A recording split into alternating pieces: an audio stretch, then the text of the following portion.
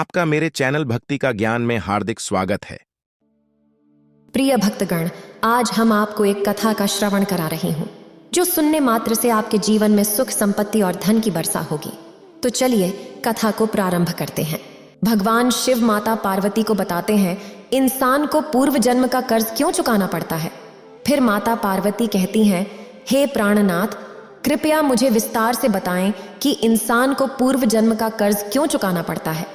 फिर भगवान शिव कहते हैं, हे देवी, आज मैं आपको एक कहानी के माध्यम से बताने जा रहा हूं। कृपया इस कहानी को अंत तक सुनें और देखें। अगर आप यह कहानी सुन रहे हैं तो पूरा सुनिए। इस कथा को आधा अधूरा छोड़कर जाने की गलती मत करिएगा, क्योंकि इस पवित्र कथा को पूरा सुनने से मनचाहा फल की प्राप्ति होगी। इसलिए इस कथा को पूरा सुनें। आप शिव भक्त हैं तो भोलेनाथ का अनादर ना करें। तो चलिए कहानी प्रारंभ करते हैं। देवताओं के राजा इंद्र के स्वभाव के बारे में कौन नहीं जानता। वे अहंकारी और लोभी थे। दूसरों की उन्नति देखकर जलना उनके स्वभाव की खास विशेषता थी। वे दूसरे देवताओं को अपने से तुच्छ समझते थे। अपने राजगद्दी के बारे में वे इतने आशंकित रहते थे कि जहां कहीं कोई आर्ष तपस्या में बैठता, उनकी नींद उड़ जाती थी। वे हमेशा सोचते रहते थे कि कहीं कोई साधक भगवान विष्णु को खुश करके उनसे उनका इंद्रासन न मांग ले। वे इतने रसिक थे कि अधिकांश समय रंभा, मेनका और उर्वशी जैसी अप्सराओं के नृत्यों की महफिल सजाए रखते थे। भगवान शंकर और ब्रह्मा जी उन्हें अक्सर समझाते रहते थे कि वे अपने स्वभाव को बदलें, लेकिन इंद्र पर कोई असर नहीं हो रहा था। एक बार देवर्षि नारद इंद्रपुरी गए। दोनों में बातचीत होने लगी। नारद जी दूसरे देवताओं के महत्व और प्रभाव की चर्चा कर रहे थे कि दूसरे देवता कितने श्रेष्ठ हैं, उनका अपने अपने स्थान पर क्या महत्व है। लेकिन इंद्र को यह सब बातें बिल्कुल भी अच्छी नहीं लगीं। दूसरों की महिमा और महत्व का बखान सुनकर वह चिढ़ गए और बोले, नारद, आखिर में मुझे देवराज बनाया गया है क्योंकि मैं ही सब देवताओं में श्रेष्ठ हूँ। फिर आप क्यों बार बार दूसरों की प्रशंसा कर रहे हैं? मेरे सामने उनका बखान करना एक तरह से मेरा अपमान है। क्या आप मेरा अपमान करना चाहते हैं? नारद जी भी नारद जी ही थे, बिना किसी लाग लपेट के साफ साफ कहने वाले। उन्हें भला किसी की क्या परवाह थी? वह तो ब्रह्मा जी के मानस पुत्र थे। अतः देवराज इंद्र की बात सुनकर व्यंग्य से मुस्कुराए और बोले, देवराज, आप मेरी बातों को अपना अपमान समझते हैं। यह बहुत बड़ी भूल है। वैसे भी यदि आप सम्मान चाहते हैं तो दूसरों का सम्मान करना सीखिए। प्रशंसा उसी को मिलती है जो दूसरों की प्रशंसा करता है। दूसरे देवताओं की निंदा करके और उन्हें तुच्छ समझकर आप सम्मान नहीं पा सकते। सामने वाले को आईने के समान समझना चाहिए। जैसे शीशे में टेढ़ा मुंह करके देखने पर मुंह टेढ़ा ही दिखाई देता है, उसी प्रकार सामने वाले का अपमान करने पर अपमान ही मिलता है और सम्मान करने पर सम्मान मिलता है। इसलिए यदि आपको सम्मान पाना है तो पहले सम्मान करना सीखें। इंद्र को यह बात बहुत बुरी लगी। उन्होंने कहा, जब मैं राजा बनाया गया हूं तो दूसरे देवताओं को मेरे सामने झुकना ही पड़ेगा। आखिर राजा सर्वोपरि होता है। इंद्र की बात सुनकर नारद ने कहा, यह आपकी भूल है देवराज। आप दूसरे देवताओं को अपनी प्रजा समझते हैं। आपकी प्रजा नहीं, आपके मित्र और साथी हैं। उनके साथ वैसा ही व्यवहार कीजिए जैसा साथी मित्रों और सहयोगियों से किया जाता है। बड़प्पन का मद अंत में दुखदाई होता है। यह कहावत तो आपने सुनी ही होगी कि घमंडी का सिर हमेशा नीचा ही होता है। इंद्र ने अभिमान भरे लहजे में कहा, इसमें घमंड वाली बात क्या है? मेरा प्रभाव दूसरों से अधिक है। मैं वर्षा का स्वामी हूँ। बिना मेरी आज्ञा के एक बूंद पानी नहीं बरस सकता, और जब पानी नहीं रहेगा तो धरती पर अकाल पड़ जाएगा, अन्न उत्पन्न नहीं होगा और सारी दुनिया भूख और प्यास से तड़प तड़प कर मर जाएगी। देवता भी इसके प्रभाव से अछूते कहाँ रहेंगे? नारद जी बोले, आप ठीक कहते हैं देवराज, किंतु दूसरे देवताओं का महत्व भी कुछ कम नहीं है। जिस प्रकार जीवन के लिए जल आवश्यक है, उसी प्रकार अन्य वस्तुओं का महत्व भी कुछ कम नहीं है। वायु, अग्नि, प्रकाश, इनकी भी उतनी ही महत्ता है। कहने का तात्पर्य यह है कि वरुण देव, अग्निदेव, सूर्यदेव, सभी देवता अपनी अपनी शक्तियों के स्वामी हैं। सभी देवता कुछ ना कुछ कर सकने में समर्थ हैं। आप उनसे मित्रता रखिए, तभी कल्याण है। नहीं तो किसी समय आपदा में पड़ जाएंगे। बिना सहयोगियों के राज्य कार्य नहीं चला सकते। नारद जी की बात सुनकर देवराज इंद्र ठहाका मारकर हंस पड़े। बोले, अजी जाइए भी, आप ठहरे महात्मा। शंख बजाने और मजीरे पीटने के सिवा और आप क्या जाने? आप ब्राह्मण हैं, इसीलिए इतना डरते हैं। मैं देवता हूँ, क्षत्रिय भी हूँ, मुझे किसका डर? नारद जी बोले, किसी दूसरे का डर चाहे ना हो, मगर शनि का भय आपको पहले सताएगा। यदि कुशलता चाहते हो तो शनि देव से बच कर रहें। वे एक बार कुपित हो जाएं तो सब कुछ तहस नहस कर डालते हैं, और जिसे अपनी कृपा का पात्र बना लें उसके पांव 12 हो जाते हैं। यह कहकर नारद जी चल पड़े। इंद्र का अभिमान उन्हें खटक गया था। नारद का काम था संसार भर का समाचार इधर से उधर पहुंचाना। यदि उन्हें उस जमाने का चलता फिरता रेडियो कहा जाए तो अतिशयोक्ति ना होगी।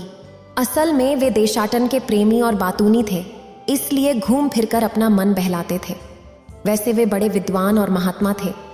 तीसरे दिन नारद जी शनि लोक में पहुंचे। शनि देवता ने उनका स्वागत किया और हाल चाल पूछा।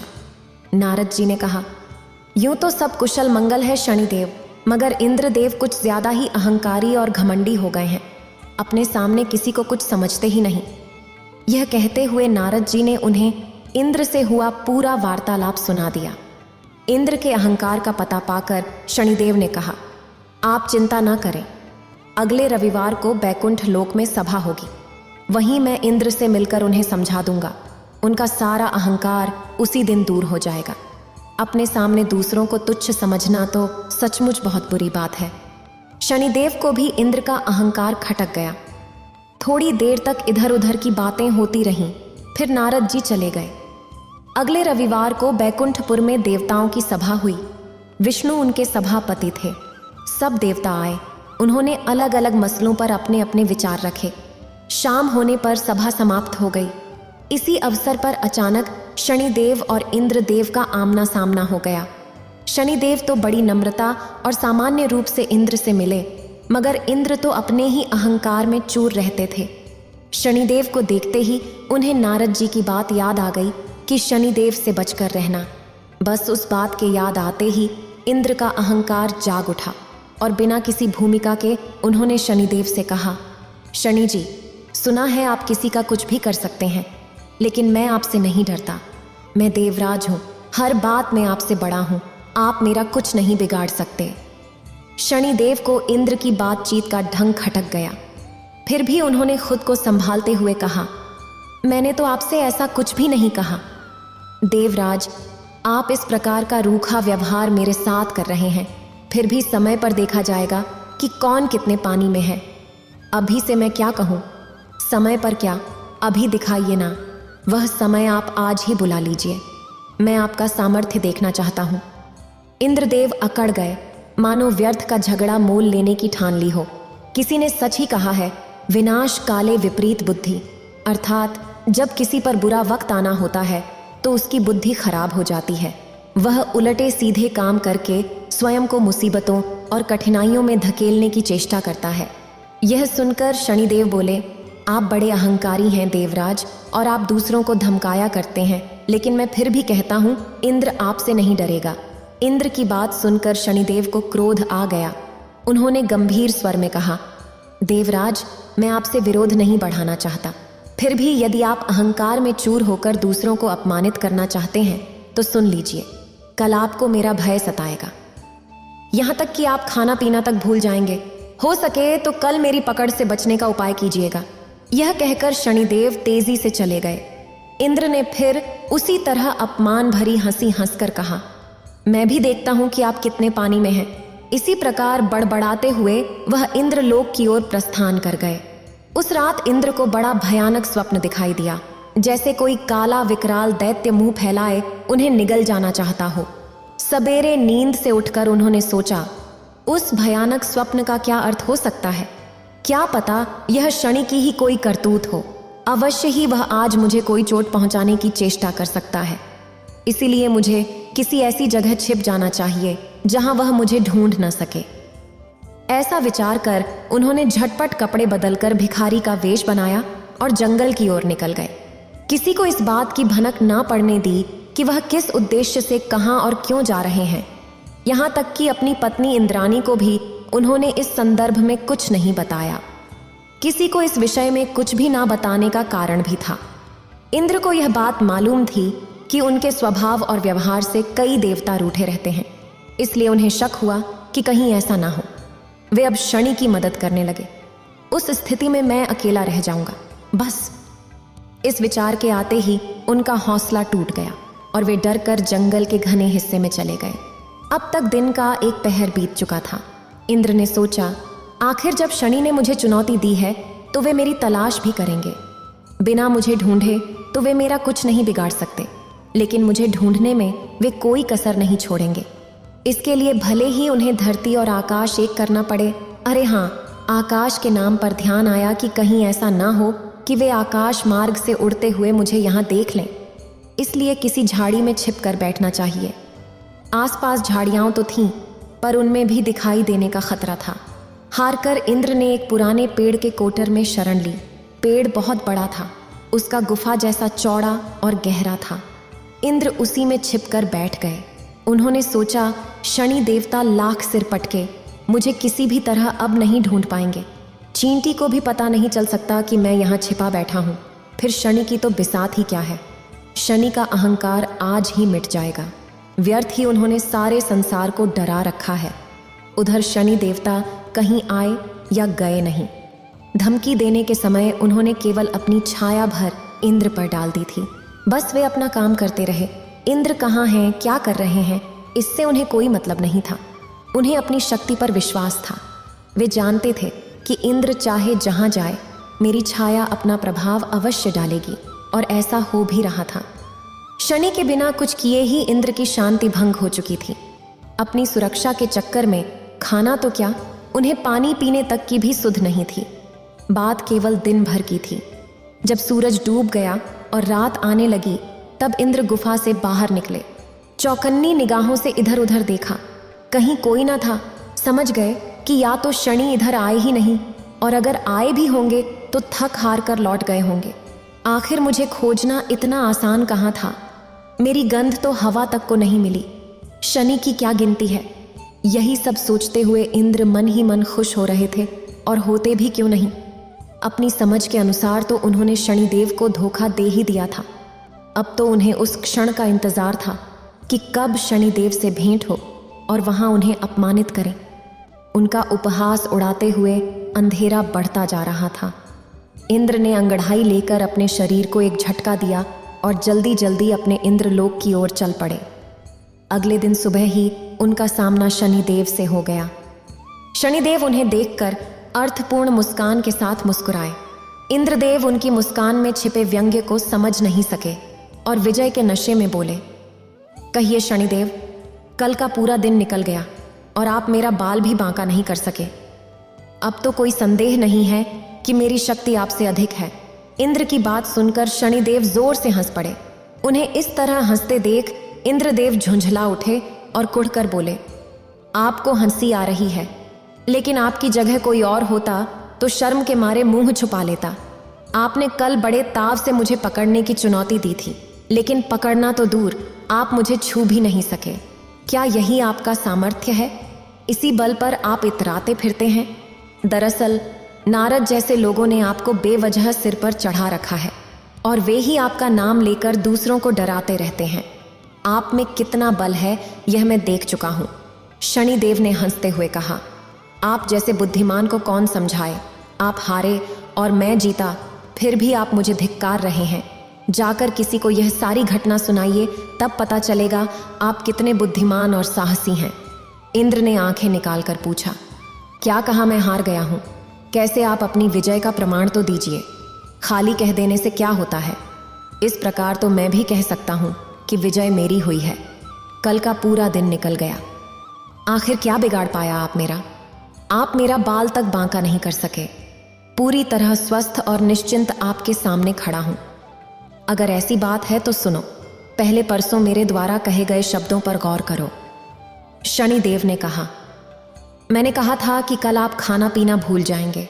वही बात हुई। आप मेरे परछाई से जंगल में गए, फिर गुफा में छुपे रहे।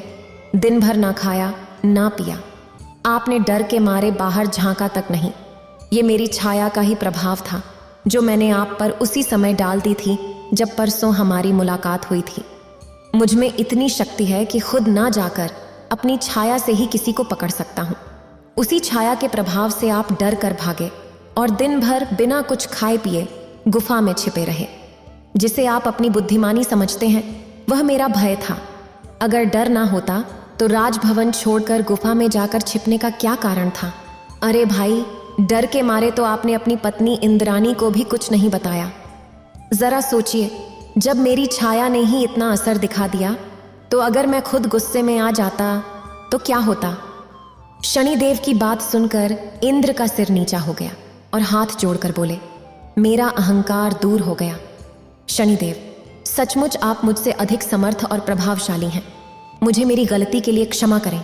नारद जी ने सही कहा था, आप बड़े और बलशाली हैं।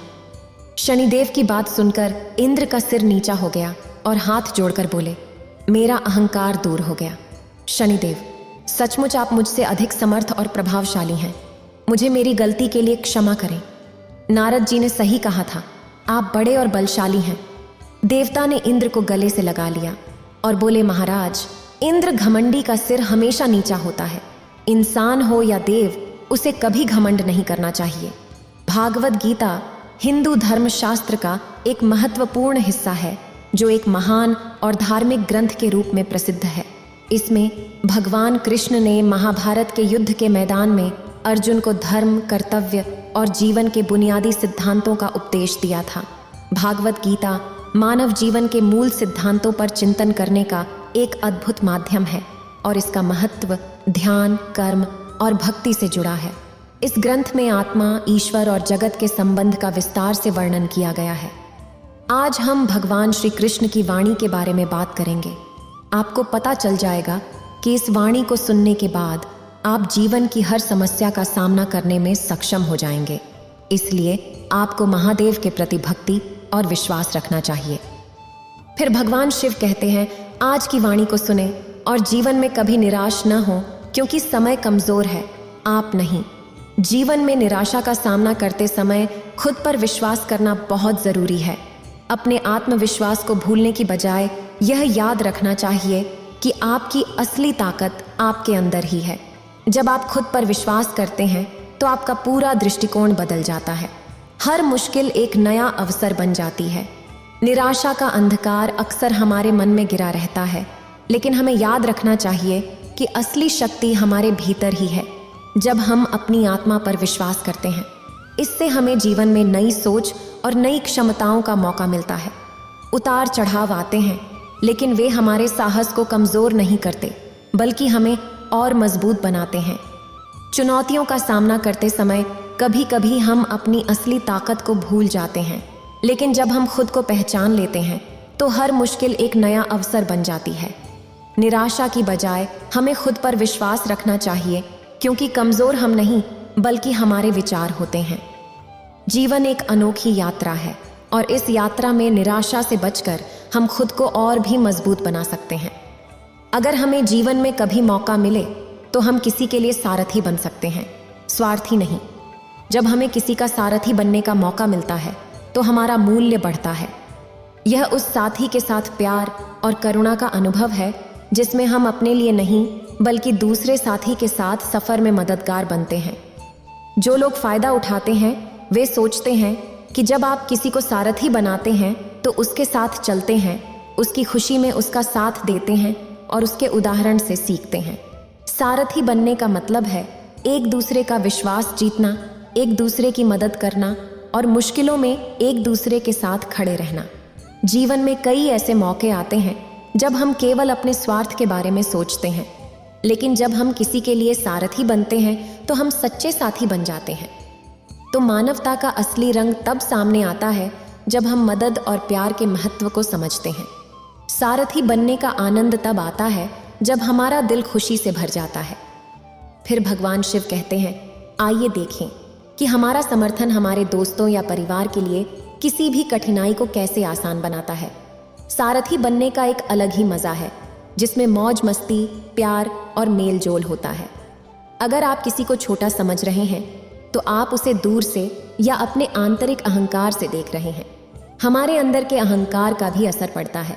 जब हम किसी को छोटा समझते हैं तो इसके पीछे का कारण या तो हमारा दूर से देखना होता है या हमारे भीतर के अहंकार का प्रभाव। यह एक दिलचस्प घटना है जिसे हम समझ सकते हैं। दूर से देखने का मतलब है उस व्यक्ति को अपनी नज़र में कमज़ोर या हीन समझना। कभी कभी हम दूसरों को उनके शरीर या स्थिति के आधार पर आंकते हैं, जो कि गलत है। इसमें हम अपने विचारों और भ्रमों से प्रभावित हो जाते हैं। दूसरी ओर हमारे अंदर के अहंकार का भी असर पड़ता है।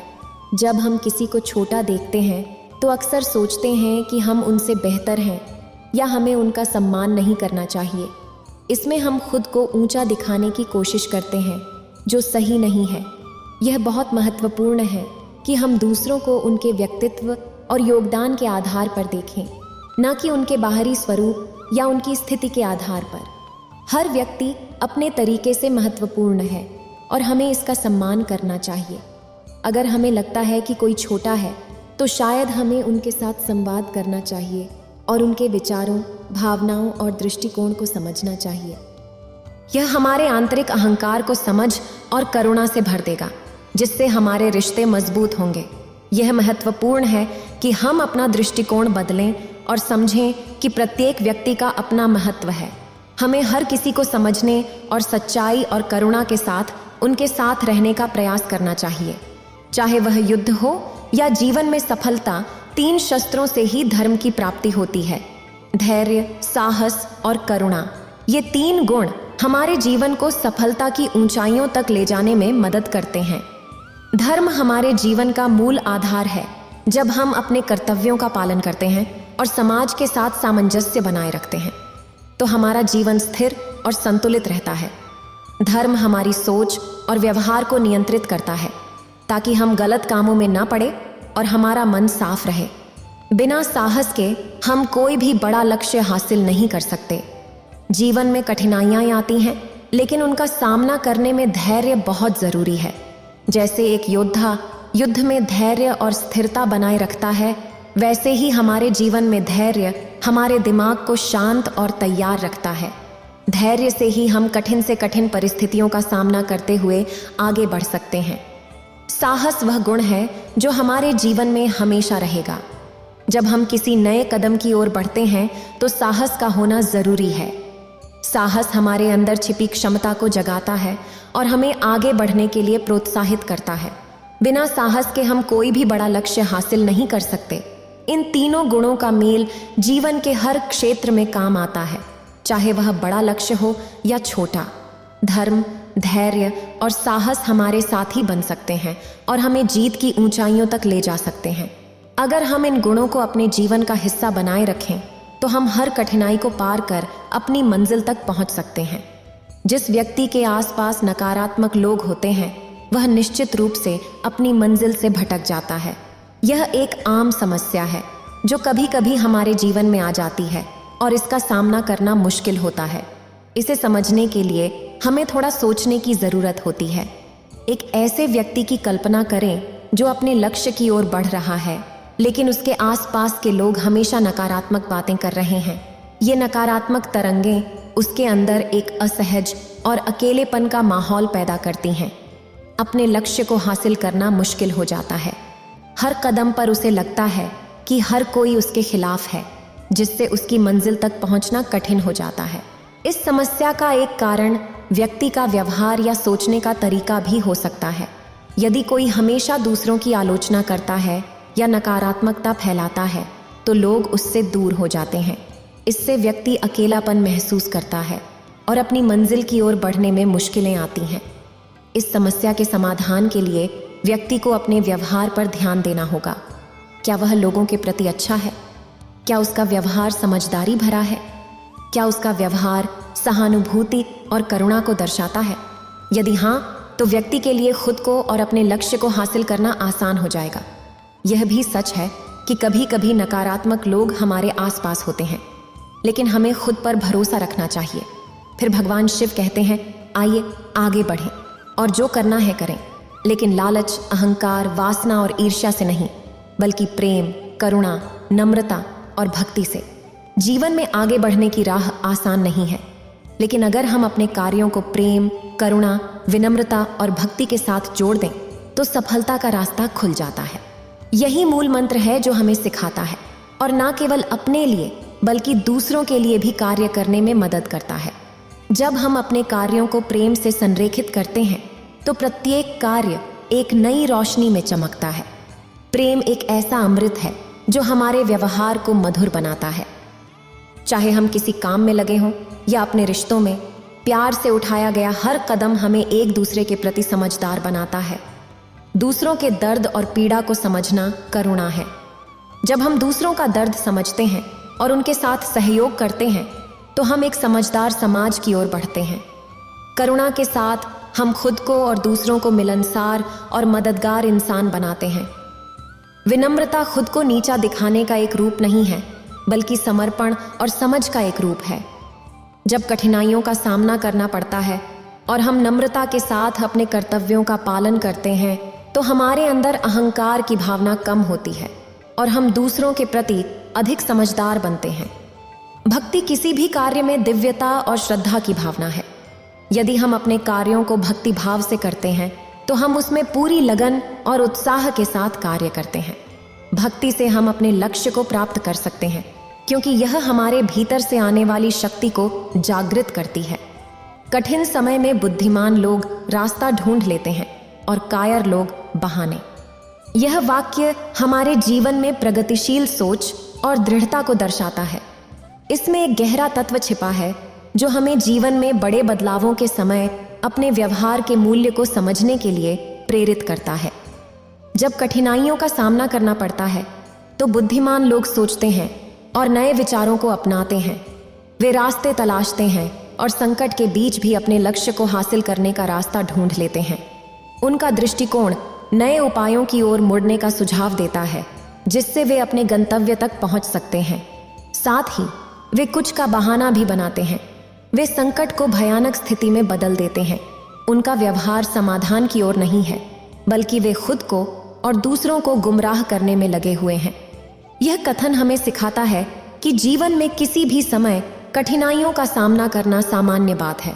क्या बुद्धिमान व्यक्ति उस समय अपना और अपने वातावरण का मूल्यांकन करता है और क्या उन्हें कोई नया रास्ता दिखता है? फिर वे उस पर चलते हैं और उनका सही निर्णय उन्हें आगे बढ़ने में मदद करता है। दूसरी ओर कुछ लोग संकट को देखते ही हार मान लेते हैं और अपनी असली क्षमता को पहचानने और संकट से उबरने में असमर्थ होते हैं। बड़ी तस्वीर देखने के बजाय व्यक्ति को अपने डर का सामना करना चाहिए।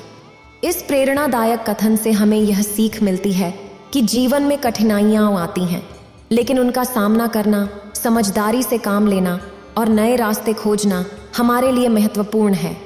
हमें हर मुश्किल पर विजय पानी चाहिए। कठिनाइयों को पार करने में मदद मिलेगी, जबकि कायर होना सिर्फ बहाना बनाना है। हमें अपने दृष्टिकोण में सुधार कर नई संभावनाओं को देखने की क्षमता बनाए रखनी चाहिए। फिर भगवान शिव कहते हैं, एक युवक की अपनी तमाम परेशानियों के लिए भगवान शिव से शिकायत करता है। उसे लगता था कि वह अकेला ही संसार का सबसे दुखी व्यक्ति है। सिर्फ उसी के जीवन में तमाम मुसीबतें हैं।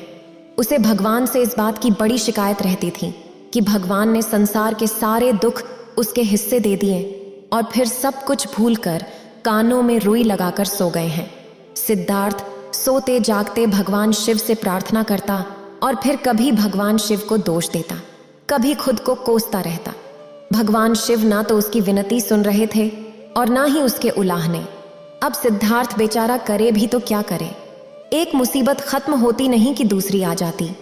एक दिन उसने सोने से पहले प्रार्थना की, प्रभु, मैं आपके सामने कहता कहता थक गया हूं।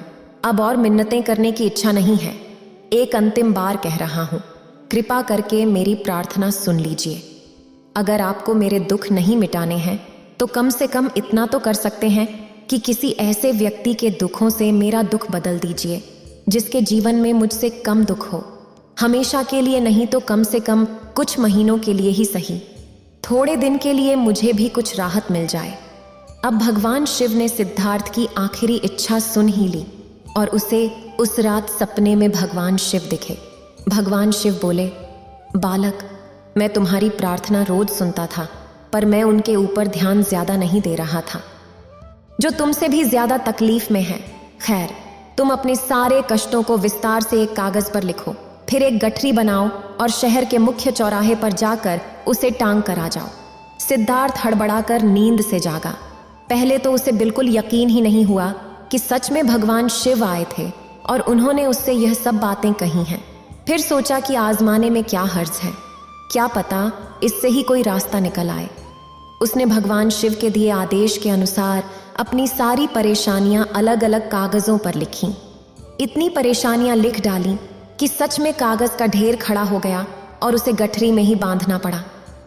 अब सिद्धार्थ ने अपनी गठरी उठाई और पहुंच गया चौराहे पर, लेकिन वहां पहुंचकर चौराहे का नजारा देखकर अचंभे में पड़ गया। उसने देखा कि चौराहे पर तो पहले से ही लोगों की लंबी लाइन लगी हुई है, जो उसी की तरह अपने अपने दुखों की बड़ी बड़ी गठरी लिए आ पहुंचे हैं। आखिर यह चक्कर क्या है?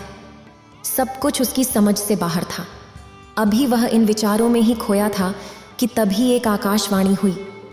उसमें सभी को अपनी गठरी को चौराहे पर लगी अलग अलग खूंटी में टांग देने का आदेश हुआ। वहां बेहिसाब खूंटियां पहले से ही बनी थीं। सभी ने अपनी अपनी गठरी टांगी और फिर महादेव के अगले आदेश की प्रतीक्षा करने लगे। कुछ ही देर में दोबारा से आकाशवाणी हुई और सबसे कहा गया कि सभी लोग अंदाजे से कोई ऐसी गठरी उठा लें जो उन्हें अपनी परेशानियों की गठरी से हल्की समझ में आती हो। उन्हें वही दुख सहने होंगे जो उनकी चुनी हुई नई गठरी में होंगे। आकाशवाणी सुनते ही सभी हल्की गठरी को लपकने के लिए दौड़े। सिद्धार्थ भी नई गठरी चुनने के लिए भागा। खुटियों में टंगी सभी गठरियों को घूरता हुआ वह काफी देर तक अंदाजा लगाता रहा। अब उसे एक डर और था कि कहीं वह कोई ऐसी गठरी ना उठा ले जिसमें पहले से भी ज्यादा दुख हो। अगर ऐसा हुआ तो परेशानियां और बढ़ जाएंगी और लेने के देने पड़ जाएंगे। जीवन तहस नहस हो जाएगा सो अलग। अब उसके मन में तरह तरह के विचार आने लगे। वह सोचने लगा कि कम से कम वह अपने दुखों से भली भांति परिचित तो है और उन्हें झेलने का आदी भी हो गया है। कुछ रास्ते निकालने की शुरुआत भी की है। शायद उसका परिणाम आए तो एक आध दुख घट ही जाए। कहीं ऐसा ना हो कि चुनी गई नई गठरी में दुख और भी ज्यादा पीड़ादायक हो जाए। ऐसे विचारों में खोया वह एक के बाद एक गठरी के सामने से गुजरता, लेकिन तय नहीं कर पाया कि कौन सी गठरी चुनी जाए। उसे यह भी डर था कि कहीं कोई उसकी गठरी ना उठा ले। इसी उधेड़बुन में फंसे सिद्धार्थ ने आखिरकार अपनी गठरी ही उठा ली और चल पड़ा। उसने तय किया कि वह अब इन चुनौतियों का मुकाबला पहले से ज्यादा मजबूती से करेगा। धीरे धीरे सिद्धार्थ को अपने ही दुख दूसरों से कम होते हुए महसूस हो रहे थे और वहां मौजूद हर व्यक्ति के मन में भी वही भाव थे। सच में हर किसी को अपना दुख सबसे बड़ा और पीड़ादायक लगता है। ऐसा लगता है कि वही संसार का सबसे दुखी प्राणी है, लेकिन हमसे भी ज्यादा ना जाने कितने लोग और दुखी हैं। फिर भगवान शिव कहते हैं, कितने ही लोग ऐसे हैं जिन्हें 2 वक्त का खाना भी मुश्किल से मिलता है। कभी किसी की शानदार कोठी के सामने से गुजरते हुए अगर यह ख्याल बार बार आए कि जब किस्मत बंट रही थी तो वह इस आदमी से पीछे क्यों रहा, अगर आगे रहता तो उसे भी ऐसा सुख और ऐश्वर्य मिल जाता। जिन लोगों के पास साहस और हौसला है वे आत्मविश्वास की नाव पर सवार होकर आसानी से जीवन की कठिनाइयों से सफलता प्राप्त कर लेते हैं। जरा ऐसे लोगों के बारे में सोचिए जो जीवन और मृत्यु के बीच झूल रहे हैं। कम से कम आप किस्मत की लाइन में इनसे आगे तो थे, स्वस्थ हैं और अपने काम के लिए किसी पर निर्भर नहीं हैं। आप अपना काम खुद करने के काबिल हैं। फिर भगवान शिव एक और कहानी कहते हैं। एक राजा बहुत धर्मात्मा, न्यायप्रिय और परमेश्वर का भक्त था। उसने ठाकुर जी का मंदिर बनवाया और एक ब्राह्मण को उसका पुजारी नियुक्त किया। वह ब्राह्मण बहुत सदाचारी, धर्मात्मा और संतोषी था। वह कभी राजा से कोई याचना नहीं करता था। राजा भी उसके स्वभाव से बहुत प्रसन्न था। उसे राजा के मंदिर में पूजा करते हुए 20 वर्ष हो गए थे। उसने कभी भी राजा से किसी प्रकार का कोई प्रश्न नहीं किया। राजा के यहाँ एक पुत्र का जन्म हुआ। राजा ने उसे पढ़ा लिखा कर विद्वान बनाया और बड़ा होने पर उसकी शादी एक सुंदर राजकुमारी से कर दी। शादी के बाद जिस दिन राजकुमारी को राजमहल में लाया गया, उस रात उसे नींद नहीं आई। वह इधर उधर घूमने लगी। जब वह अपने पति के पलंग के पास आई तो उसने देखा कि हीरे जवाहरात जड़ी हुई एक तलवार पड़ी है। राजकुमारी ने जब तलवार को म्यान से बाहर निकाला तो उसकी तीक्ष्ण धार और बिजली जैसी चमक देखकर वह डर गई। डर के मारे तलवार उसके हाथ से गिर गई और राजकुमार की गर्दन पर जा लगी। राजकुमार का सिर कट गया और वह मर गया। राजकुमारी अपने पति की मृत्यु पर बहुत दुखी हो गई। उसने परमेश्वर से प्रार्थना की, हे प्रभु, मुझसे यह पाप अचानक कैसे हो गया? मेरे ही हाथों मेरे पति की मृत्यु हो गई। आप तो सब जानते हैं, लेकिन सभा में मैं सत्य नहीं कहूंगी, क्योंकि इससे मेरे माता पिता और सास ससुर को बदनामी होगी और इस बात पर कोई विश्वास भी नहीं करेगा। सुबह जब पुजारी कुएं पर स्नान करने आया तो राजकुमारी ने उसे देखकर रोना शुरू कर दिया और कहने लगी कि मेरे पति को किसी ने मार दिया है। लोग इकट्ठा हो गए और राजा साहब आकर पूछने लगे कि किसने मारा है। वह कहने लगी, मुझे नहीं पता कि कौन था, लेकिन मैंने उसे ठाकुर जी के मंदिर में जाते देखा था। राजा समेत सभी लोग ठाकुर जी के मंदिर में आए और ब्राह्मण को पूजा करते हुए देखा। उन्होंने उसे पकड़ लिया और पूछा कि तुमने राजकुमार को क्यों मारा? ब्राह्मण ने कहा कि मैंने राजकुमार को नहीं मारा, मैंने तो उनका महल में कक्ष तक नहीं देखा है। इसमें ईश्वर साक्षी हैं। बिना देखे किसी पर अपराध का दोष लगाना ठीक नहीं है। ब्राह्मण की कोई बात नहीं सुन रहा था। कोई कुछ कहता था तो कोई कुछ। राजा के दिल में बार बार विचार आता था कि यह ब्राह्मण निर्दोष है, परंतु बहुतों के कहने पर राजा ने ब्राह्मण से कहा कि मैं तुम्हें प्राण दंड तो नहीं देता, लेकिन जिस हाथ से तुमने मेरे पुत्र को तलवार से मारा है, मैं उस हाथ को काटने का आदेश देता हूँ। ऐसा कहकर राजा ने उसका हाथ कटवा दिया। इस पर ब्राह्मण बहुत दुखी हुआ और राजा को अधर्मी जानकर उस देश को छोड़कर चला गया। वहां वह खोज करने लगा कि कोई विद्वान ज्योतिषी मिले तो बिना किसी अपराध के हाथ काटने का कारण उससे पूछ सके। किसी ने उसे बताया कि काशी में एक विद्वान ज्योतिषी रहते हैं। वह उनके घर पहुंचा। ज्योतिषी कहीं बाहर गए थे। उसने उनकी धर्मपत्नी से पूछा, माता जी, आपके पति ज्योतिषी जी महाराज कहाँ गए हैं? तब उस स्त्री ने अपने मुख से अयोग्य और असह्य दुर्वचन कहे, जिन्हें सुनकर वह ब्राह्मण हैरान हो गया और मन ही मन कहने लगा, मैं तो अपना हाथ कटने का कारण पूछने आया था, परंतु अब पहले इनका ही हाल पूछूंगा। इतने में ज्योतिषी आ गए। घर में प्रवेश करते ही ब्राह्मणी ने अनेक दुर्वचन कहकर उनका तिरस्कार किया, परंतु ज्योतिषी जी चुप रहे और अपनी स्त्री को कुछ भी नहीं कहा। फिर वे अपनी गद्दी पर आ बैठे। ब्राह्मण को देखकर ज्योतिषी ने उनसे कहा, कहिए ब्राह्मण देवता, कैसे आना हुआ? ब्राह्मण ने कहा, आया तो था अपने बारे में पूछने के लिए, परंतु पहले आप अपना हाल बताइए कि आपकी पत्नी अपनी जुबान से आपका इतना तिरस्कार क्यों करती है, जो किसी से भी सहन नहीं होता और आप सहन कर लेते हैं। ज्योतिषी ने उत्तर दिया, इसका कारण है कि यह मेरी स्त्री नहीं, मेरा कर्म है। दुनिया में जिसे भी देखते हो, चाहे वह भाई हो, पुत्र हो, शिष्य हो, पिता हो, गुरु हो, संबंधी हो, जो कुछ भी है, सब अपना कर्म ही है। यह मेरी पत्नी नहीं, बल्कि मेरे कर्मों का फल है और इसे भोगे बिना यह समाप्त नहीं होगा। निश्चित रूप से जो भी शुभ या अशुभ कर्म मैंने किए हैं, उन्हें भोगना ही पड़ेगा। बिना भोगे सैकड़ों करोड़ों कल्पों के गुजरने पर भी कर्म नहीं टल सकते। इसलिए मैं अपने कर्मों को खुशी से भोग रहा हूँ और अपनी पत्नी को ताड़ना नहीं देता, ताकि आगे इस कर्म का फल ना भोगना पड़े। महाराज, आपने क्या कर्म किया था? सुनिए, पूर्व जन्म में मैं एक कौवा था और मेरी पत्नी एक गद्दी थी। उसकी पीठ पर फोड़ा था, जिससे वह बहुत दुखी और कमजोर हो गई थी। मेरा स्वभाव बड़ा दुष्ट था, इसलिए मैं उसके फोड़े में चोंच मारकर उसे और ज्यादा दुखी करता था। जब दर्द के कारण वह कूदती थी तो उसकी फजीहत देखकर मुझे खुशी होती थी। मेरे डर के कारण वह सहसा बाहर नहीं निकलती थी, लेकिन मैं उसे ढूंढता फिरता था। जहां भी वह मिलती, मैं उसे दुखी करता था। आखिरकार मेरे द्वारा बहुत सताए जाने पर त्रस्त होकर वह गांव से 3-4 मील दूर जंगल में चली गई। वहां गंगा जी के किनारे सघन वन में हरी हरी घास खाकर और मेरी चोटों से बचकर सुखपूर्वक रहने लगी। लेकिन मैं उसके बिना नहीं रह सकता था। उसे ढूंढते ढूंढते मैं उसी वन में जा पहुंचा और वहां उसे देखते ही मैंने उसकी पीठ पर जोर से चोंच मारी, जिससे मेरी चोंच उसकी हड्डी में चुभ गई। इस पर इसने कई बार कोशिश की, फिर भी चोंच छूटी नहीं। मैंने भी चोंच निकालने की बहुत कोशिश की, लेकिन पानी के डर से यह दुष्ट मुझे छोड़ देगा, ऐसा सोचकर मैं गंगा जी में प्रवेश कर गई। परंतु वहां भी मैं अपनी चोंच निकाल नहीं पाई। आखिरकार यह बड़े प्रवाह में प्रवेश कर गई। गंगा का प्रवाह तेज होने के कारण हम दोनों बह गए और बीच में ही मर गए।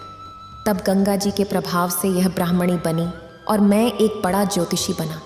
अब वही मेरी पत्नी है जो मेरे मरण तक अपने मुख से गाली निकालकर मुझे दुख देती है, और मैं भी अपने पूर्व कर्मों का फल समझकर सहन करता हूँ। मैं इसका दोष नहीं मानूंगा, क्योंकि यह किए हुए कर्मों का ही फल है, इसलिए मैं शांत रहता हूँ। अब अपना प्रश्न पूछो। ब्राह्मण ने अपना सारा समाचार सुनाया और पूछा कि अधर्मी पापी राजा ने मुझे निर्दोष का हाथ क्यों कटवाया। ज्योतिषी ने कहा, राजा ने आपका हाथ नहीं कटवाया, आपके कर्म ने ही आपका हाथ कटवाया है। इस प्रकार पूर्व जन्म में आप एक तपस्वी थे और राजकन्या गाय थी तथा राजकुमार कसाई था। जब कसाई गाय को मारने लगा तो गाय जान बचाकर जंगल की ओर भाग गई। कसाई ने पीछा किया और आपसे पूछा कि क्या आपने कोई गाय इधर जाते हुए देखी है। आपने कभी झूठ न बोलने का प्रण लिया था, इसलिए आपने उस दिशा की ओर इशारा किया जहां गाय गई थी। कसाई वहां पहुंचकर गाय को मार डाला। गंगा के किनारे वह उसकी चमड़ी निकाल रहा था, तभी जंगल से एक शेर आया और गाय और कसाई दोनों को खा गया। उनकी हड्डियां गंगा जी में बह गईं। गंगा जी के प्रताप से कसाई को राजकुमार और गाय को राजकन्या का जन्म मिला। पूर्व जन्म के कर्मों के कारण एक रात के लिए वे दोनों इकट्ठा हुए। कसाई ने गाय को हंसिए से मारा था, इसलिए राजकन्या के हाथ से तलवार गिरने पर राजकुमार का सिर कट गया और वह मर गया। इस तरह कर्म का फल मिल गया और कर्म निवृत्त हो गया। तुमने जो हाथ का इशारा रूप कर्म किया था, उसी पाप कर्म ने तुम्हारा हाथ कटवा दिया है। इसमें तुम्हारा ही दोष है, किसी और का नहीं। यह समझकर सुखपूर्वक रहो। कर्म फल का भोग टलता नहीं। कितना सहज है ज्ञान युक्त जीवन। यदि हम इस कर्म सिद्धांत को मान लें और जान लें, तो पूर्वकृत घोर से घोर कर्म का फल भोगते हुए भी हम दुखी नहीं होंगे, बल्कि अपने चित्त की समता बनाए रखने में सफल होंगे। इस समत्व के अभ्यास को ही समत्व योग कहते हैं, जिसमें दृढ़ स्थिति प्राप्त होने पर मनुष्य कर्म बंधन से मुक्त हो जाता है। जीवन में जब भी हम खराब दौर से गुजरते हैं तो मन में यह विचार जरूर आता है कि परमात्मा मेरी परेशानियां देखता क्यों नहीं है, मेरी परेशानियां दूर क्यों नहीं करता। लेकिन सुख दुख तो हमारे जीवन का हिस्सा है। जीवन है तो परेशानियां भी होंगी। इतना कहकर भगवान शिव इस कथा को समाप्त करते हैं। अगर आपको ये वीडियो अच्छी लगी हो तो लाइक करें और शेयर करें और मेरे चैनल भक्ति का ज्ञान को सब्सक्राइब करें। आपका धन्यवाद।